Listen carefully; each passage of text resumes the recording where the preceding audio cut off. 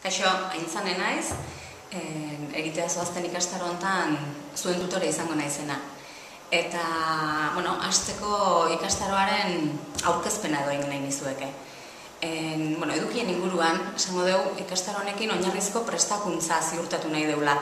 Ikaskuntzan arituko den irakasle batek hasi baino lehen gure ustez edo hasteko jaso behar duen oinarrizko prestakuntza. Orduan, batetik, gure ereduaren osagaiak eta ezaugarri orokorrak, pixka bat, jakitea, kokatzea, ze osagai ditun eta bakoitzaren ezaugarriak, esan du. Bestetik, tresnak, erabiliko dituzuen tresnak ezagutzea. Tresnak, batetik fitxak eta hauen edukiak eta zeak ereduak ere bai, eta batez ere baliabide bankua erabiltzen ikastea. Eta gainontzeko tresnak ere, gutxienez, zehatz-mehatz ezagutuko ez baditugu ere, denborarik ez dalako, non topatuko dituzuen edo nora jo dezakezuen jakitea. Eta horrekin guztiarekin ikasle bat hartzen dezuenean, urrian neokituko zaitzuena, ziurrenik ere, nondik jo jakitea. Laguntza beharko dezuen noski, emango zaitzue, baina nondik jo bintzat jakitea ikastaroa jaso ondoren.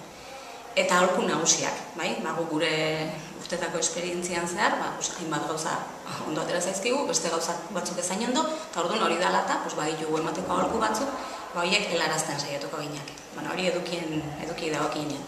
Gero, formatoa, oraingoan online egingo duzu ikastaro hau, gure lehenengo esperientzia da, hortan, formato honetan, eta orduan, oraingoan astebeteko iraupena jarri diogu.